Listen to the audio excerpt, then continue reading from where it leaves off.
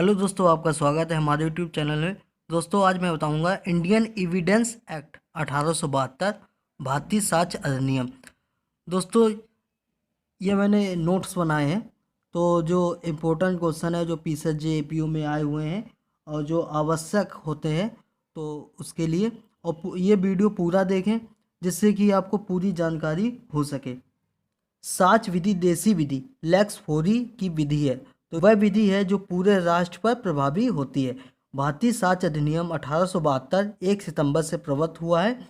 ये सभी न्यायालयों के समक्ष सभी न्यायिक कार्रवाई पर लागू होगा और जिसमें सेना न्यायालय भी शामिल होंगे, परंतु निम्नलिखित शामिल नहीं होंगे। वे सेना न्यायालय जो सेना अधिनियम 1950, इंडियन नेवी डिसिप्लिन एक्ट 1934 तथा वायुसेना अधिनियम 1950 के अंतर्गत संगठित हैं। और दूसरा है किसी न्यायालय अधिकारी के समक्ष प्रस्तुत शपथ पत्र। और तीसरा नंबर है मध्यस्थ के समस्त कार्रवाई। उसके बाद दिया है साक्ष्य की परिभाषा। भारतीय साक्ष्य अधिनियम 1872 की धारा 3 में दी गई है। तो साक्ष्य शब्द का अर्थ ऐसी वस्तु से है जिसमें किसी विवादग्रस्त तथ्य को साबित किया जाता है। कोई ऐसी वस्तु या बात जो उस प्रश्न को न्यायालय के सामने प्रस्तुत कर सके वह साक्ष्य है। जब यह प्रश्न हो कि आग आरंभ होने से पूर्व या कोई विस्फोट हुआ था तो विस्फोट का धमाका तथा चमक इसके साक्ष्य होते हैं। जिन व्यक्तियों ने उस चमक को देखा है या धमाके को सुना है वह साक्ष्य दे सकते हैं कि विस्फोट हुआ था। उसके बाद दोस्तों है साक्ष्य के प्रकार। तो साक्ष्य दो प्रकार के होते हैं। पहला मौखिक और दस्तावेजी साक्ष्य और इलेक्ट्रॉनिक अभिलेख भी साक्ष्य हेतु पेश किए जा सकते हैं। डांडिक मामलों में भी इलेक्ट्रॉनिक रिकॉर्ड द्वारा साक्ष्य दिया जा सकता है जिसमें वीडियो कॉन्फ्रेंसिंग भी शामिल है। तो ये स्टेट ऑफ महाराष्ट्र बनाम प्रफुल्ल बी देसाई 2003 में है। उसके बाद है जब न्यायाधीश स्वयं मौके का निरीक्षण करने जाता है और उसका नस्खा बनाता है तो वह भी साक्ष्य है, यद्यपि ना तो वह मौखिक कथन है और ना ही ऐसी कोई दस्तावेज, फिर भी वह एक प्रकार का दस्तावेज है। इस परिभाषा में स्वीकृति का कोई ब्यौरा नहीं दिया गया है, परंतु अधिनियम स्वीकृति को सुसंगत साक्ष्य मानता है। अगर स्वीकृति मौखिक है तो इसका साक्ष्य किसी न किसी गवाह के कथन के रूप में होगा और यह मौखिक साक्ष्य है। और अगर ये लिखित है तो यह दस्तावेजी साक्ष्य होगा। यही सिद्धांत संस्वीकृति पर भी लागू होता है। अगर संस्वीकृति न्यायालय के समक्ष की जाती है तो लिख लिया जाएगा। स्वीकृति मतलब एक्सेप्टेंस लिख लिया जाएगा और इस पर अभियुक्त के हस्ताक्षर करवा लिए जाएंगे। इससे दस्तावेजी साक्ष्य बन जाएगा। उच्चतम न्यायालय के अनुसार शपथ पर साक्ष्य अधिनियम की धारा 3 के अर्थ के अंतर्गत साक्ष्य नहीं होते हैं। वे साक्ष्य के रूप में तभी प्रयोग किए जा सकते हैं जब न्यायालय किसी पर्याप्त कारणवश सिविल प्रक्रिया संहिता के ऑर्डर 19 नियम 1 और 2 के अंतर्गत ऐसा आदेश पारित न करे। सिविल प्रक्रिया संहिता 2002 के संशोधन द्वारा 1 जुलाई 2002 शपथ पत्र के रूप में साक्ष्य पेश करने की सुविधा प्रदान कर दी गई है। तो ये सुधा देवी बनाम MP नारायण 1988 3 SCC। साक्ष्य शब्द की परिभाषा में वह साक्ष्य सम्मिलित बताया गया है जिसे आंगल विधि में वास्तविक साक्ष्य कहते हैं। ये साक्ष्य की तीसरी श्रेणी है और ऐसी वस्तु को अभिप्रेत करती है जो न्यायालय की जांच के लिए प्रस्तुत की जाती है। इस श्रेणी में ऐसी वस्तुएं सम्मिलित होती हैं जैसे चित्र, औजार, खून में रंगे कपड़े आदि ने दस्तावेजी साक्ष्य माना गया है। तो ये जो चित्र और औजार, खून के रंगे कपड़े होते हैं ये दस्तावेजी साक्ष्य की श्रेणी में आते हैं। दस्तावेज एक ऐसी वस्तु को कहते हैं जिस पर किसी तथ्य का होना स्थायी रूप से निबंधित होता है और खून में से रंगा औजार का या कपड़ा भी किसी तथ्य के होने का प्रमाण है।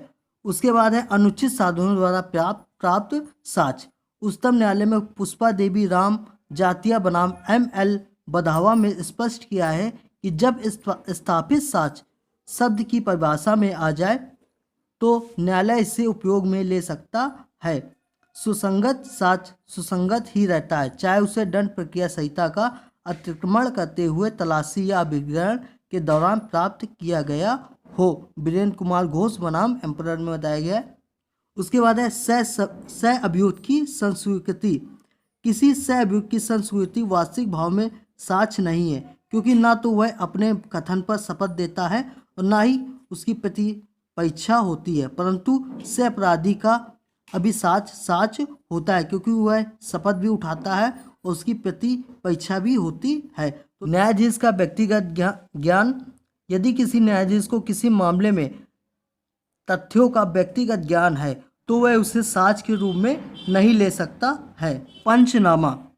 पंचनामा की विषय वस्तु उन लोगों के कथन जिन्होंने उसे हस्ताक्षरित किया है साक्ष्य होते हैं, उन्हें साक्षी के रूप में हाजिर होना पड़ता है और पंचनामे में वह केवल अपनी स्मृति ताज़ा कर सकते हैं। टेप रिकॉर्ड, किसी बातचीत का टेप रिकॉर्ड दस्तावेजी साक्ष्य होता है, ये पीछे में आ चुका है। कुत्ते द्वारा खोज, जो तथ्य किसी भी खोज कर सकने वाले कुत्ते में पाया जाता है वह वैज्ञानिक साक्ष्य की श्रेणी में आता है। द्वारा खोज वैज्ञानिक साक्ष्य है और टेप रिकॉर्ड है जो दस्तावेजी साक्ष्य है। इलेक्ट्रॉनिक रिकॉर्ड, ये परिभाषा सूचना प्रौद्योगिकी अधिनियम 2000 द्वारा संशोधित की गई थी। इलेक्ट्रॉनिक रिकॉर्ड को भी दस्तावेजी साक्ष्य के रूप में रखा गया है। सूचना प्रौद्योगिकी की अधिनियम 2000 की धारा 2 की उपधारा 1 में इलेक्ट्रॉनिक रिकॉर्ड की परिभाषा दी गई है।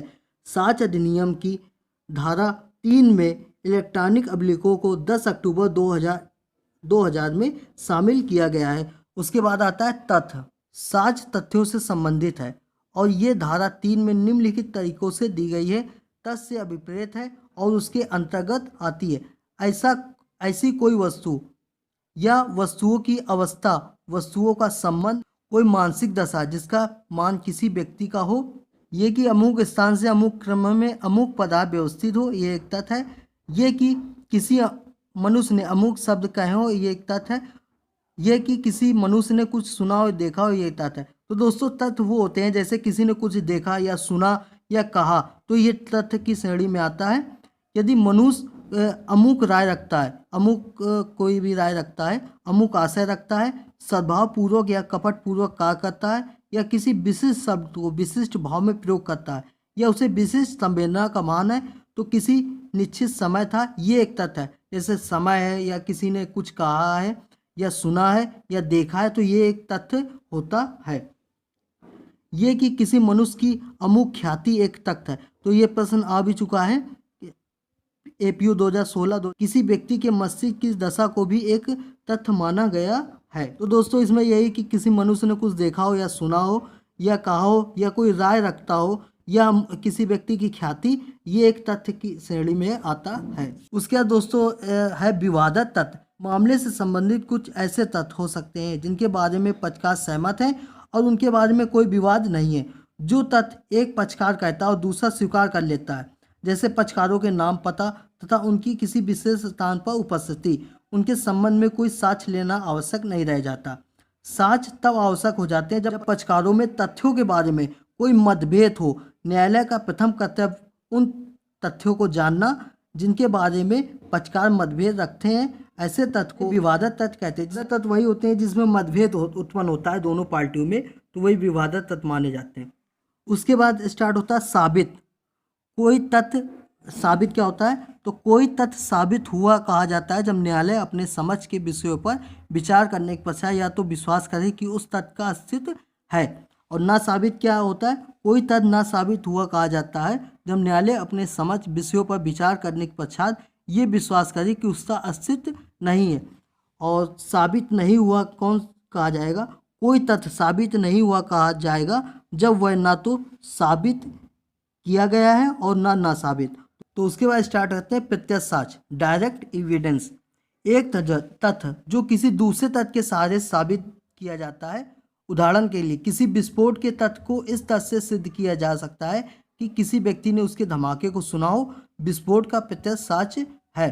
प्रत्यक्ष साक्ष्य ऐसे तथ्य को कहते हैं जो बिना किसी अन्य तथ्य के सहारे से है और स्वयं किसी विवादित तथ्य को साबित कर दे। दोस्तों अगर आपको वीडियो पसंद आए तो लाइक करें, सब्सक्राइब करें। धन्यवाद।